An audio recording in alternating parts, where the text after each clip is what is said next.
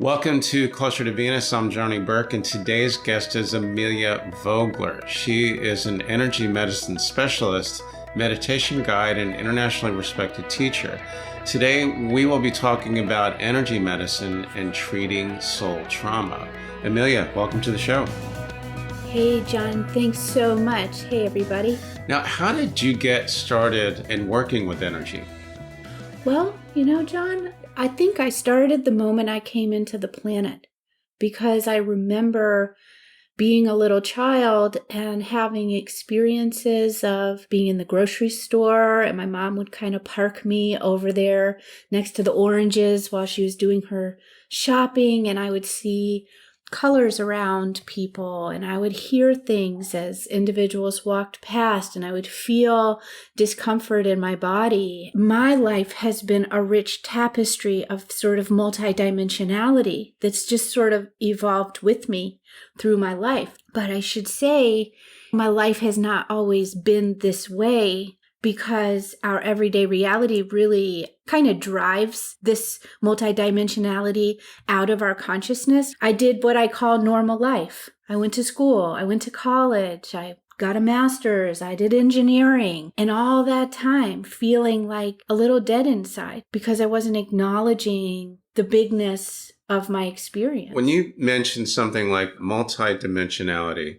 I've heard more than once, thousands of years ago, there were apparently very advanced societies where we were multidimensional beings. Is that what you're referring to, or is that something completely different? No, I think that's exactly what I'm referring to. And I think we have all evolved in some ways from these expanded consciousnesses. In the same way, kind of like my life as a little microcosmic example, I was born here with a big perspective of these multidimensionalities that we live in. And then life kind of eclipsed my awareness of them.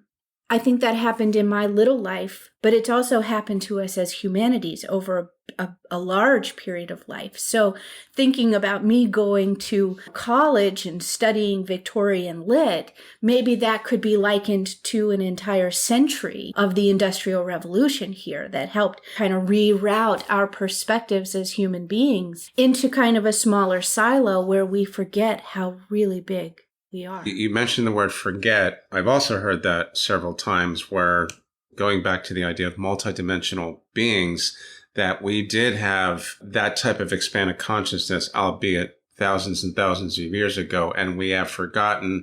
And I've also heard other intuitives talk about trying to remember what we were way back when. I know that you have a very interesting background, and were you able to see and communicate with spirit or spirits at an early age? Tell us a little bit about that.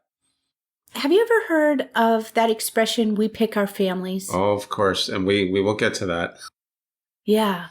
The family I picked in this lifetime was my father is a funeral director, owner, and that funeral home has been in our family for 250 years. And my mother is this amazing artist, and she's quite creative, and she's done a lot of things in terms of growing plants and working with the natural world. So my little soul was born into an opportunity to dance with the dead and also dance with the living. As I was a little child, I would go and roller skate through the funeral home because it's a massive building. It has big doorways, and it has, easy ways to get rolling things through that place.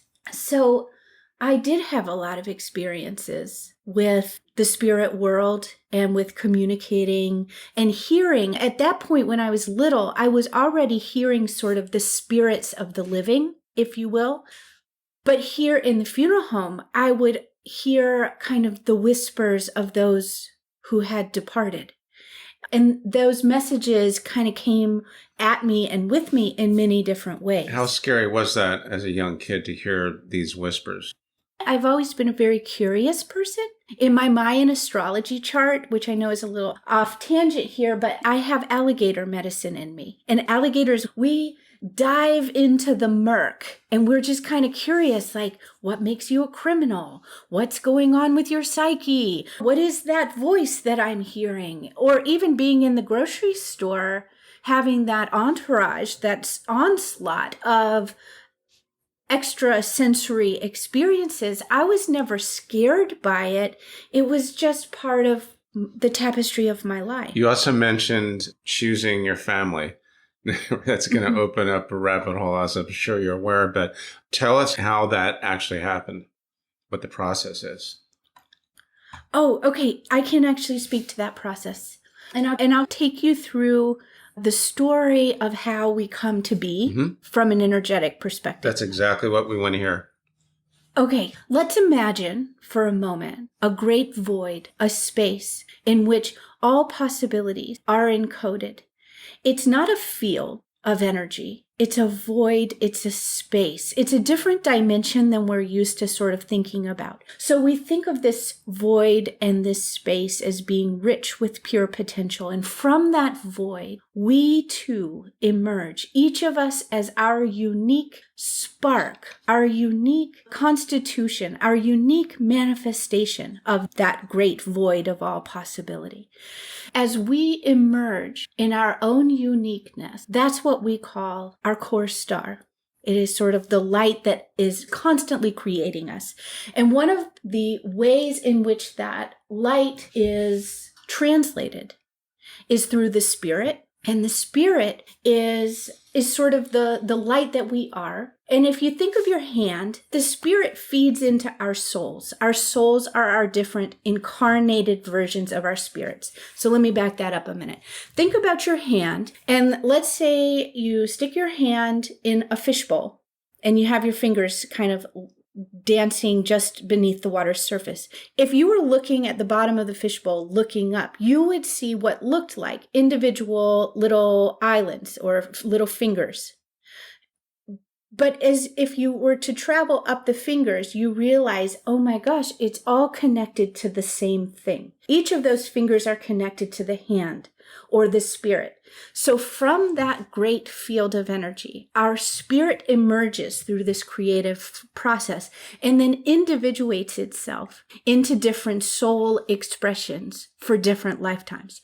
Each of those soul expressions do have ways of communicating with each other. However, for the sake of our story, we'll stick with one soul that is our incarnated spirit trying to live out a specific purpose to learn something. As we are developing and coming to be in human form, there are a lot of decisions that get worked out here. What's our purpose here? What's our mission? Who's going to help us create that mission? What's our soul group like? What's our relationship to our physical body? As you know, some people come in with really deep challenges in their physical body, disabilities or exceptionalities, I like to call them. Or maybe they're destined to have a large accident in their lifetime to help grow them. But in those choice points, in that code of who your soul is to be here, that's what gets referenced when we come to pick our parents. What you're describing, Dr. Michael Newton wrote about this in several books. He called it life between lives, between incarnations. A famous psychic medium, she's the Long Island medium, actually likened that process, that space, as essentially casting a movie.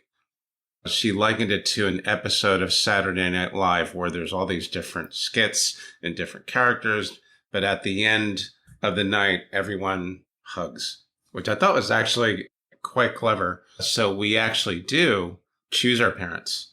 We choose our parents, choose our family, what you call the soul group. Sometimes it's scripted where we have bad things happen. Yeah. Things that grow us. And there's no bad in energy. Energy it's kind of got all possibilities. And because energy, if we take it outside of the regular polarity, plus and minus, positive, negative, from the consciousness perspective, there's nothing bad. That's something that we overlay here in the human world. And that's why we hear in the spiritual communities people talking about, oh, this must be happening for a reason, which could be, in some ways, there's some spiritual bypassing around that, where it's like, okay, well, I'll just find the reason and move on. But there's some deeper truth in that if we really do the work to understand what the meaning is. And that could take a lifetime. Or several lifetimes. Yeah, if we don't get it this time, it's going to come back in a different way. And I see that in my practice. Interesting. So let's talk about your practice. Energy medicine. The first thing I think of when I hear that term is shamanism, energy and how that relates to shamanism, ancient practice, thousands of years old. Is there a connection between the two?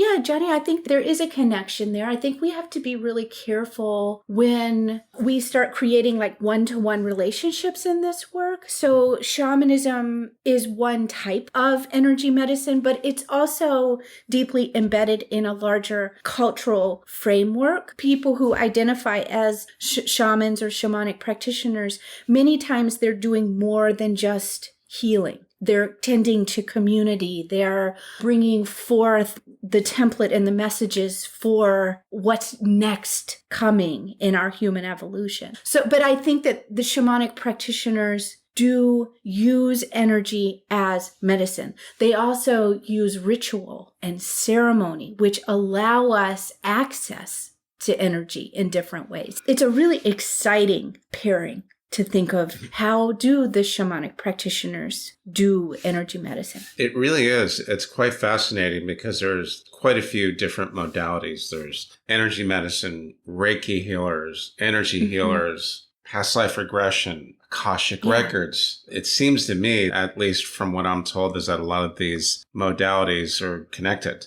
Speaking of connections, can you give us an example of your practice and how you use energy medicine? And what are some typical scenarios when someone comes to see you?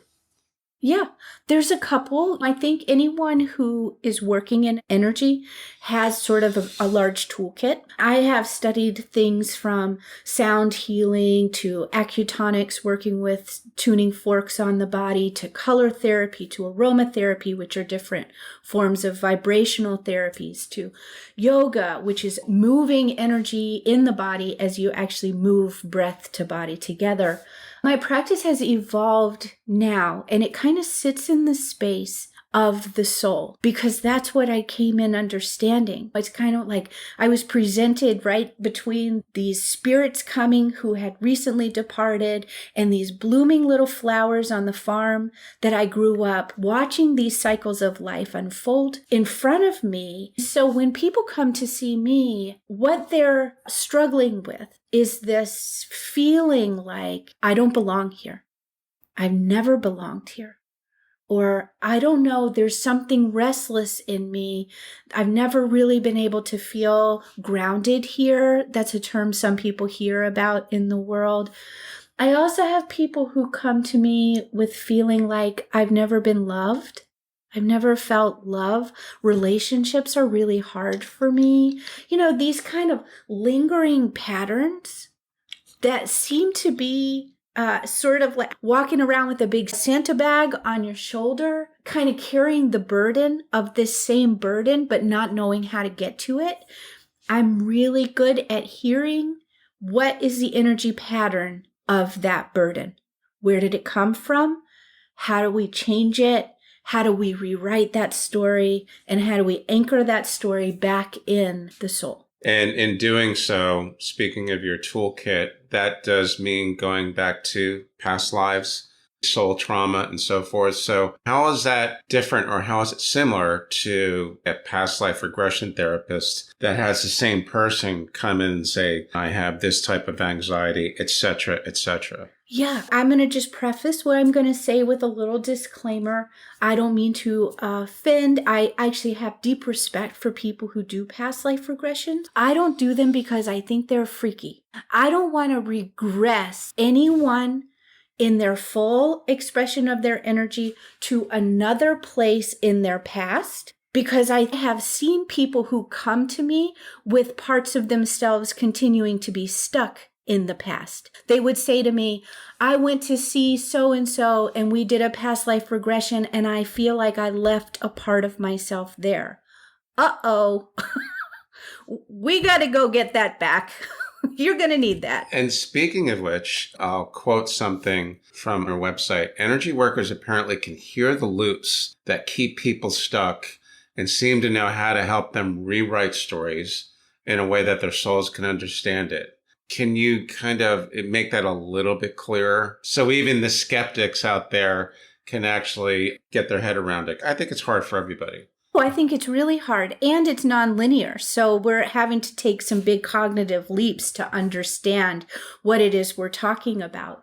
I would like to just for a moment kind of speak to my process. I like to help us connect to that great field of pure potential and possibility from which each of us emerge. Would you call that pure consciousness? I would call it pure consciousness, the imaginal realm, the 0 point field, the all that is, the universal field, the matrix. These are some other terms for that. But we can get at pure possibility when we allow the wisdom that we have inside to play again, to be curious again. What I do is when I start hearing patterns, like I'll give you an example. I was teaching just the other night, and we were doing an exercise called alternate nostril breathing. It's a really beautiful Hindu breathing practice to help balance the right and left hemispheres of the brain. And a woman in class came up after the exercise and said to me, "Well, Amelia, I have to say that really freaked me out. I felt like when I was closing my nose that I was suffocating, that I couldn't breathe." And she said, "I've had allergy issues my whole life. And whenever I get a bad allergy attack, I feel like I'm drowning. I feel like I am suffocating. And so it scares me." Aha, here's an example of one of those patterns. This is something that her physical body is experiencing. All of us get stuffy from time to time, but not everybody feels like they're suffocating. So when I start seeing these connections between sort of an existential crisis, how am I going to be okay here? And whether it be something in the physical like asthma or breathing issues, or I had a woman with a tumor come in, not sure what that tumor was carrying. We can get at those. These are also patterns that we're carrying. So if I was to work with that woman who was having trouble breathing, I would want to get in touch with, what does that feeling of suffocation feel like for you? Where does it sit? Is it in the heart? Is it in the stomach? Is it in the head? Because it could be many, many different places. What happens to your body? Do you disappear? Do you shrink in?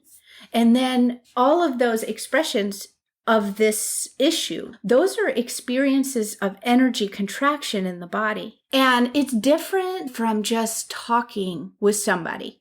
Because what we do also is you're sitting in my therapeutic space and you're sitting in my energy field. And we have, for whatever reason, I came into the earth to know how to do this.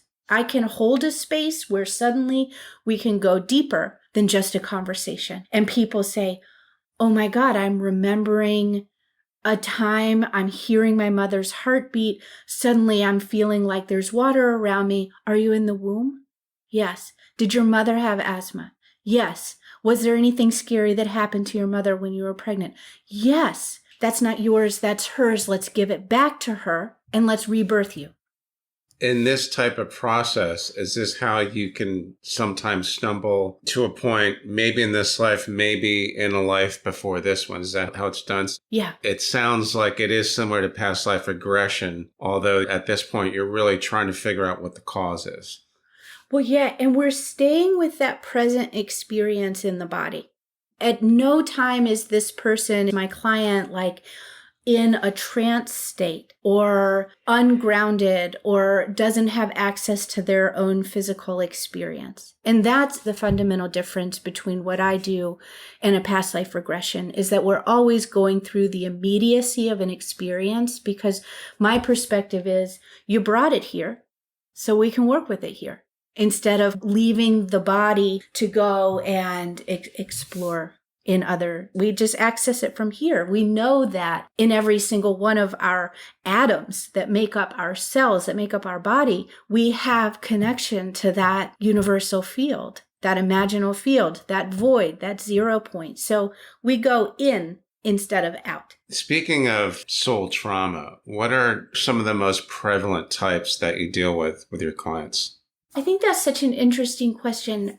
I tend to attract in my practice individuals who have never felt okay in their body. Like, I never felt okay in my body, or I've never felt okay in the world. Like I've just never been enough. I've never been lovable. God has abandoned me. Those are some that I often work with. I feel invisible. I can't manifest anything. I don't know how to be with people. Then there's this other spectrum that I think are really interesting. I tend to attract people who have been quartered or buried in past lives. Oh my. Which I think is just really bizarre. It is. But for some reason, I'm really good at taking disparate parts and bringing them back home. People that don't feel like they belong, like they're not from here, and they feel like almost like an alien. Doesn't that imply someone that was from another, not necessarily from Earth, maybe from another star system or another planet or another world? It certainly could be that. Honestly, Johnny, I think we all are that.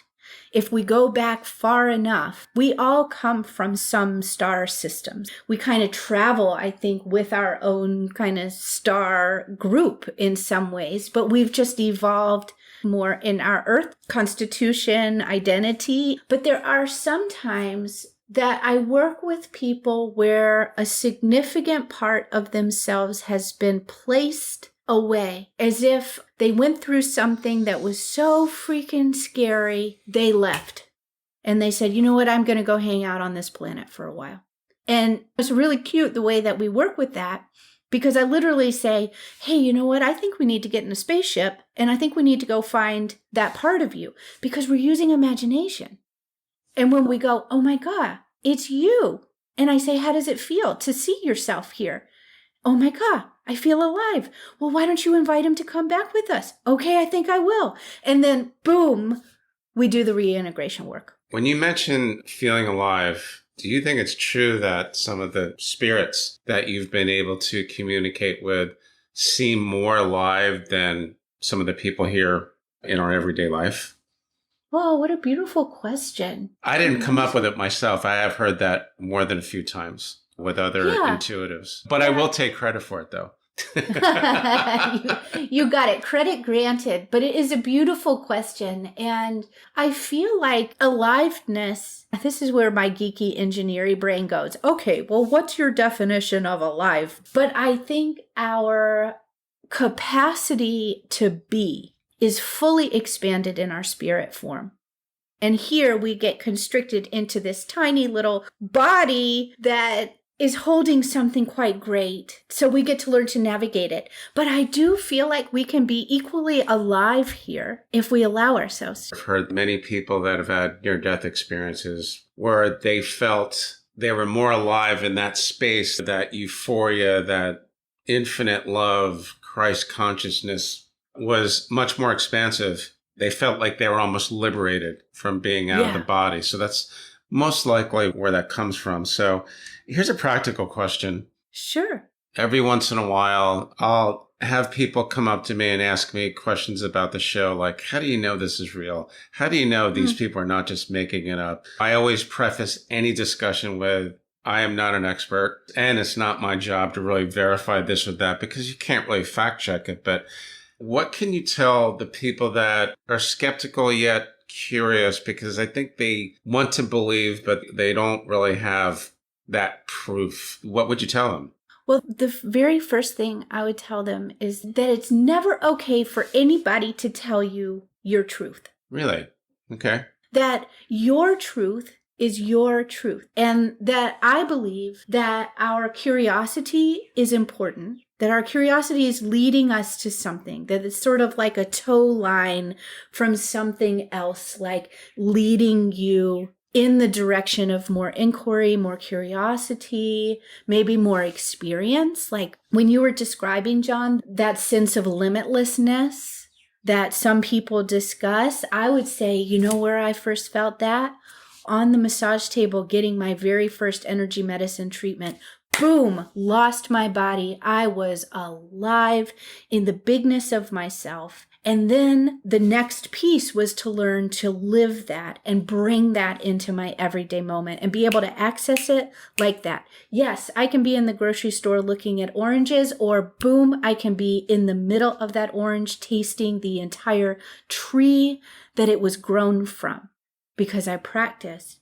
But to the people who are curious, I say honor that. But please don't let anybody say this is true, right? Because it's also consciousness. And I'm not saying any lower consciousness or higher consciousness, one is better or worse. It's just that each of us has our own capacity to kind of see and connect with the bigness of who we are in any given moment. So if it's a leap for you to kind of try on some of these concepts, that's cool. Dance where you are with this stuff. But also I would say pay attention to your senses and your feelings. There's a lot of different ways energy communicates with you. And so a lot of times people just think it's vision, like, oh, you can see stuff and colors and this and that. But there's a lot of other ways energy and truth kind of speaks to you. The way I look at it, I repeatedly will tell people, not an expert, I'm just a curious guy with questions, and whatever comes forth on the show, whatever episodes come out, it's up to the listeners to find their truth.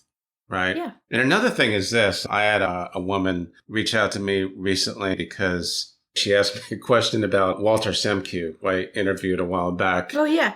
I love Walter. The question was, do you really think he's a reincarnation of John Adams? And I said, I can't really answer that, but I will tell you this. I don't think he's a BS guy. I think he's a straight shooter.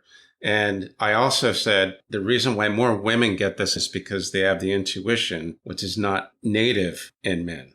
Well, I know very many intuitive men, so I don't know if that feels quite true for me. But what I heard in your sharing is that you're holding a space for different perspectives to come through. And I think that's part of you as healer. I think that's you standing as your own energy healer in some ways, inviting people to new knowledge and new information and creating that space for them to be curious about. So I think that's right on. That's what we're doing here. We're vibrating together, trying to help each other come home to who we are in the world. I really rely on the guest speakers here. When it really comes down to it, I stumble through a lot of this. I've learned a lot, and hopefully people that are curious like I am will feel the same way. In my consultations, I do these free consultations so people can talk with me because I just think I love people. I'm curious, but I say everything in this space is intentional. Everything that comes out of your mouth is like a little doorway that we can walk through. And I feel like what you're doing is you're holding some really big, beautiful doors for people and just letting all of us come and walk through it and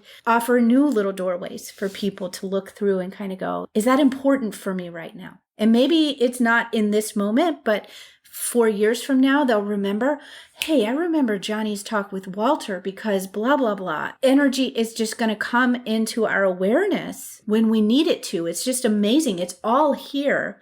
We just need somebody to open the doors for us. That's a really, really cool explanation. For people that are curious about energy medicine, would you recommend they try a Reiki healer? What would you tell them? Well, I think listen to what's calling you.